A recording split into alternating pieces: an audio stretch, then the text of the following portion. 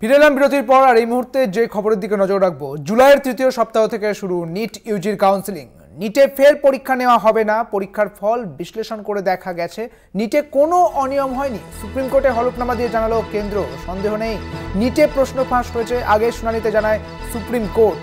যদিও এই রায় দেওয়ার সময় সুপ্রিম কোর্ট জানিয়েছিল যে নিটের কাউন্সেলিং স্থগিতাদেশ দেওয়া হয়েছিল, তবে এখন যেটা জানা যাচ্ছে যে নিটে কোনো রকম প্রশ্ন ফাঁস হয়নি, এমনটাই বলা হয়েছে।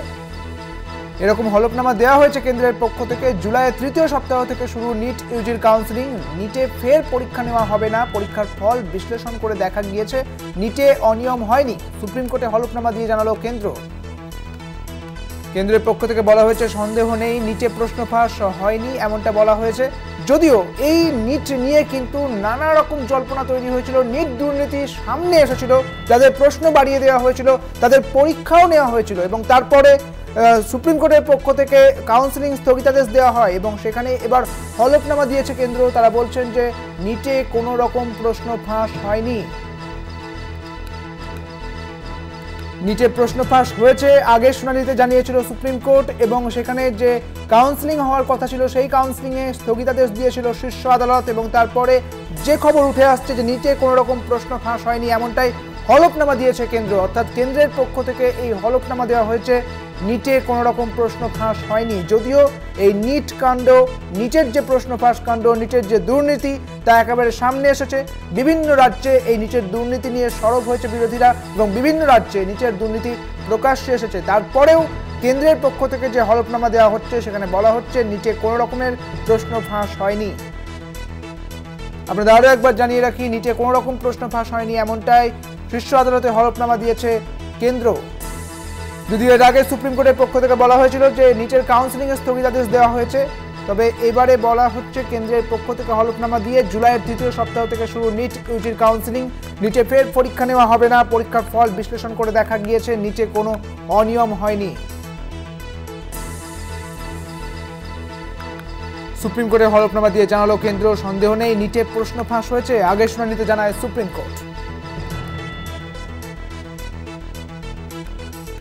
আপনাদের জানিয়ে রাখি, সুপ্রিম কোর্টে হলফনামা দিয়েছে কেন্দ্র। তারা বলছেন যে নিটে কোনো রকমের প্রশ্ন ফাঁস হয়নি, তাই আর কোনো নতুন করে পরীক্ষা নয়, এবার কাউন্সেলিংয়ের পালা। জুলাইয়ের তৃতীয় সপ্তাহে শুরু নিট ইউজির কাউন্সেলিং। যদিও এই কাউন্সেলিংয়ে স্থগিতাদেশ দিয়েছিল শীর্ষ আদালত। আপনাদের জানিয়ে রাখি, বিভিন্ন রাজ্যে কিন্তু নিট দুর্নীতি কিন্তু প্রকাশ্যে এসেছে। বিভিন্ন রাজ্য থেকে বিহার থেকে এই দুর্নীতির কথা উঠে এসেছে, ঝাড়খণ্ডে উঠে এসেছে এবং মহারাষ্ট্রে উঠে এসেছে।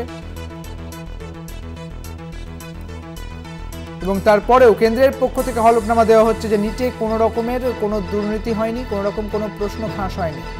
আরও বিস্তারিত জানবো, আমাদের সঙ্গে রয়েছেন আমাদের প্রতিনিধি। তবে আপনাদের জানিয়ে রাখি, এই মুহূর্তে আমাদের সঙ্গে রয়েছেন বিজেপি নেতা রাহুল সিনহা রয়েছেন আমাদের সঙ্গে। আপনাকে কলকাতা টিভিতে স্বাগত জানাচ্ছি।